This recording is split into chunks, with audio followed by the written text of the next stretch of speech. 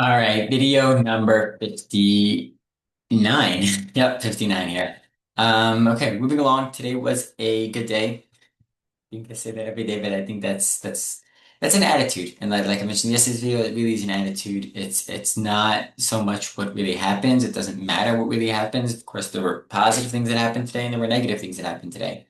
And overall, I'm just looking at the positive and assuming it's good. That's the way it goes. So yeah, definitely a lot of good connections. Met with Michael today. We had our weekly meeting. That was really good. He gave me a lot of good advice. I think strategically, he's not going to join the games officially until later on, but we'll get to that.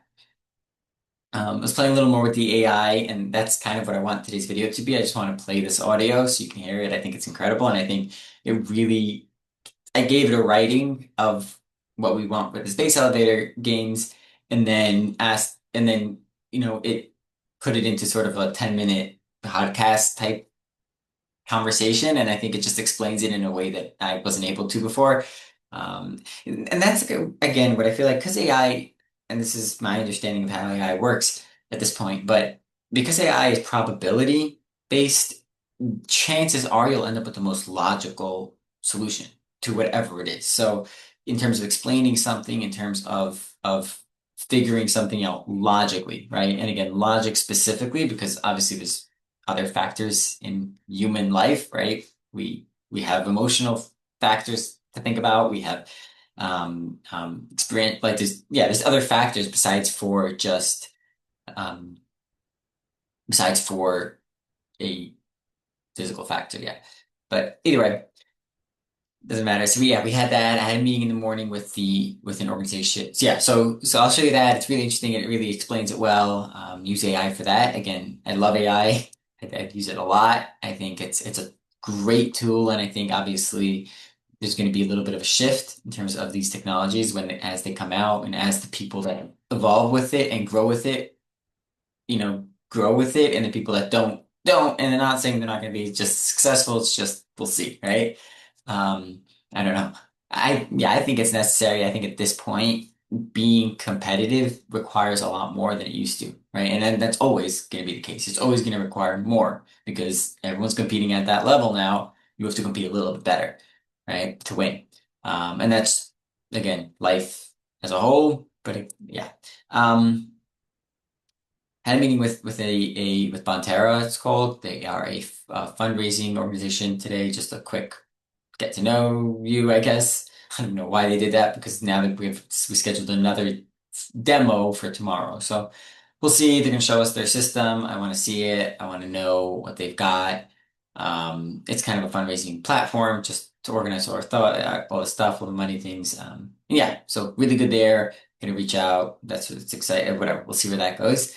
They're not cheap either, but again, that's a business and that's, in our budget for growing, right? We need growth, and the only way to grow is to do stuff. So yeah, looking still for funding. That's obviously super important, and we have all the different ways to do it, but it's gonna take, convincing people, and that's again, who do we convince and where we go. But we're moving forward. We definitely have a good direction. We definitely have some good relationships going. We have stuff going, so we're good.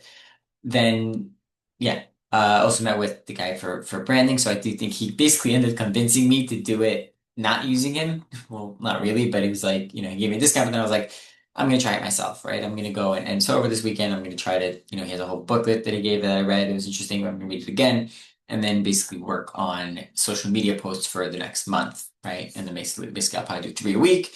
And then, for LinkedIn and just do that for the next month. Really start posting on social media, whether I like it or not, just kind of go for it and see where it goes. And then in a month from now, we can reassess and see if it was successful, see if I've grown, see what's going on. And then, yeah, so that'll be that end.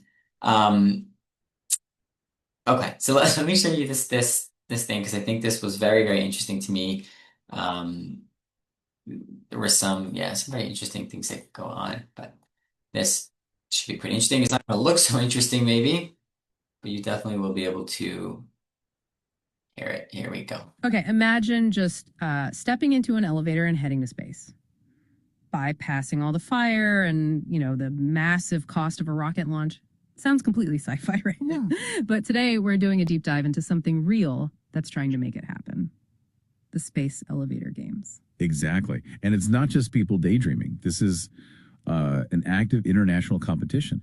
It's already producing some practical results, actually. Right. So our mission here is to figure out how these games are, well, designed to push us toward that big orbital elevator dream, but also how they're giving us useful things right now on Earth. And what's really interesting right from the start is how this whole idea of a space elevator really highlights the problems of how we currently get to space.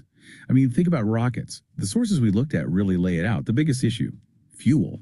Just tons and tons of it. Yeah, most of the weight is just the fuel itself, isn't it? Which obviously makes it incredibly expensive. Totally. And that chemical propulsion means you're stuck with specific launch windows. You're dependent on weather. Plus, there's the pollution aspect. Yeah. And, fundamentally, you're always fighting the rocket equation. There's just a limit to how much stuff you can efficiently launch. Okay, so let's really contrast that. We've got these complex, fuel-guzzling rockets on one side, and then this, well, almost elegant idea of a space elevator, a permanent line, basically, going way up to geostationary orbit. And the potential benefits are just transformative. That's what the sources keep emphasizing. We're talking drastically lower launch costs, sending up huge payloads all at once, constant access no matter the weather. And it's cleaner, right? More energy efficient, not bound by those same rocket limits. It really does reimagine getting off the planet. So, okay, the potential is obviously huge. Why use games to get there? Seems a bit playful for such a massive goal. Well, that's where it gets clever, I think. The games have this sort of dual purpose. Yes, the big long-term goal is pushing the tech needed for a real elevator. Absolutely. But it's also about, educating people, getting students excited, building skills in STEM fields or STEAM, including the arts now. Ah, okay. So the competition itself is a platform for that. Exactly. And the challenges in the games, they're not just about some far-off elevator tech. They're specifically designed to push innovation in areas that have uses right now. So even if we don't get a space elevator next year, or even in 10 years, the process of trying is valuable. Precisely. Tackling these incredibly hard engineering problems, that process itself builds skills, sparks new ideas. It's valuable no matter what. Right. It cultivates that problem-solving mindset in the students involved. Which brings us to how you actually accelerate that progress. I mean, it's such a huge, complex challenge. And the answer the games provide is competition. Set clear goals. Offer recognition. Offer prize money. That incentivizes innovation, doesn't it? It pushes teams to find solutions faster. Exactly. It channels that energy. And the sources are pretty clear on the key areas they're targeting. Yeah, I saw that. Material science is a big one, obviously. You need something incredibly strong, but light for that tether. Huge challenge. Then there's robotics, designing climbers that can actually, climb this thing autonomously. Power beaming, too. Getting energy up the tether efficiently over those massive distances. Right. And tether mechanics, just understanding how this enormous structure behaves in space, the dynamics, the stability, it's incredibly complex. And this isn't the first rodeo for space elevator competitions, is it? There's some history here. No, not at all. And looking back helps put the current effort in context. There were the NASA-funded games back in 2005 to 2009 in the U.S. They really focused on power beaming and tether strength, and the prize money was significant, up to $4 million. That shows you the level of seriousness even back then. Oh, okay. And the effort didn't just stop there. Nope. Japan picked up the baton, really. They've been running JASA-Tech, that's the Japan Space Elevator Technical Engineering Competition, since 2009. Their focus has been more on climbers using onboard power. And they get teams from all over the world participating. And Germany too, right? The War Challenge. Yeah, the War Space Elevator Challenge started in 2019. They've been making good progress on climber tech and design as well. It shows this ongoing global interest. People keep pushing the envelope. So the current space elevator games are kind of reviving that US-based effort, but making it more international and collaborative from the start. That seems to be the goal, yes. Yeah. Learn from the past, bring everyone together, combine that knowledge. So how are they structuring this new version? What's the actual plan to get it running and keep it going? Well, they've laid out a pretty clear roadmap, actually. It's phased. Year one is all about the launch, a big demonstration event, basically. Generate buzz, get those first teams and sponsors interested, make some noise. Okay, a kickoff year. Then year two is the official relaunch. Take what they learned from the demo, fine-tune things, and really push the publicity. And after that? Years 3 and beyond are about growth.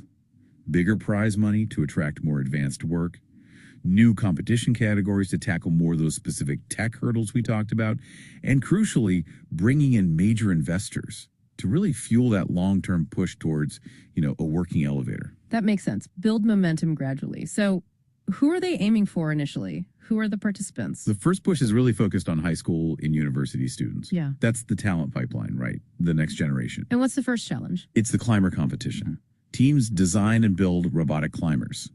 They get judged on things like speed, how efficiently they use power, how much payload they can lift. And they have different classes, one for high school teams, another for university and older. Okay, a concrete challenge, easy to understand the metrics, but it's not just climbers in the long run. Oh, definitely not. The plan is to expand quite a bit as things grow. They list categories like power beaming, tether materials, space tether dynamics. That's how the tether moves and reacts in space. Yeah. Also, tracking and avoidance, dealing with space debris, basically. Construction methods, advanced robotics, even media image, how to communicate this whole thing. That's a wide range, covers pretty much all the big problem areas. Yeah, and they even mentioned maybe integrating categories later, like a combined climber and power beaming challenge. So it seems adaptable. And how do the teams form? How does judging work? Mostly teams forming within schools, colleges, universities. They want collaboration between different departments too.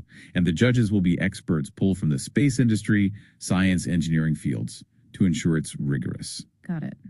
Okay, let's peek behind the scenes a bit. How is this whole thing run? Is it a company? Who's funding it? It's set up as a nonprofit organization. There's a core team managing things, set up, running the competitions, strategy, and funding-wise, they're looking at multiple streams to keep it going. Like what? Team registration fees, sponsorships from companies selling merchandise, maybe media rights down the line, and also grants and donations.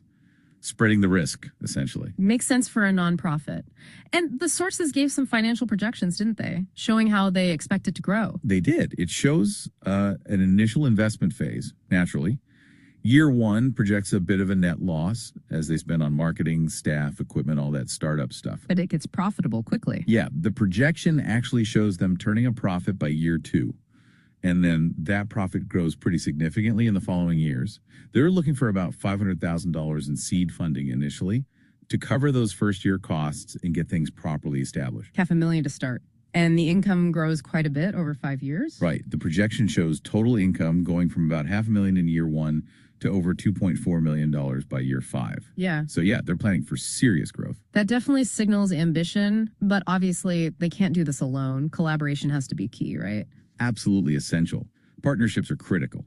They need to tap into expertise, share resources, so they're actively looking for collaborators like universities for research and talent, research institutions for specific knowledge, facilities, industry sponsors, obviously, for money and tech support, and even space agencies for guidance and maybe, thinking about future uses. And they've already started building that network. The sources mentioned some existing partners. Yes, that's a good sign. They're already working with ISCC, the International Space Elevator Consortium, also the Japan Space Elevator Association, Etheria, and WAR, that German team we talked about. So there's already momentum within the community that cares about this stuff. Definitely.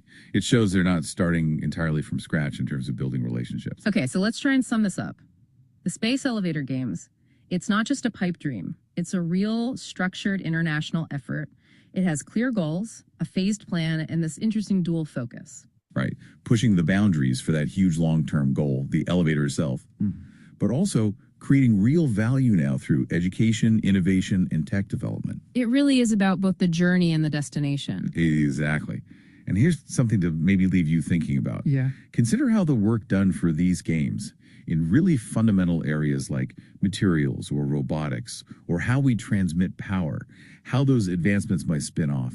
The solutions they find might pop up in totally unexpected places in industries that have nothing to do with space. It could impact your own field, your own interests in ways we just can't predict yet. Right. So yeah, again, it's not perfect. It's very interesting though, and I feel like, it was kind of boring that I didn't do much talking in this video, but I feel like that's a good way to explain it. It definitely, is relatively aligned with our actual thoughts. Again, obviously our discrepancies are things like that, but yeah, that's really what the games are about. It's really what we're doing. Plan exists, if you feed it to an AI, it can read it and make it sound all nice. And really about structuring it, right? It's able to structure it and make it and explain it in a good way. But yeah, either way, Hope you enjoyed. Hope you learned something. Hope, there's some benefits. Obviously, if you have any insights, any advice, anything that you can offer, please reach out. I'm sure you're good at something, whatever it is that you do. Just, yeah, I'd love to hear from you. And yeah, hope you enjoyed and good luck.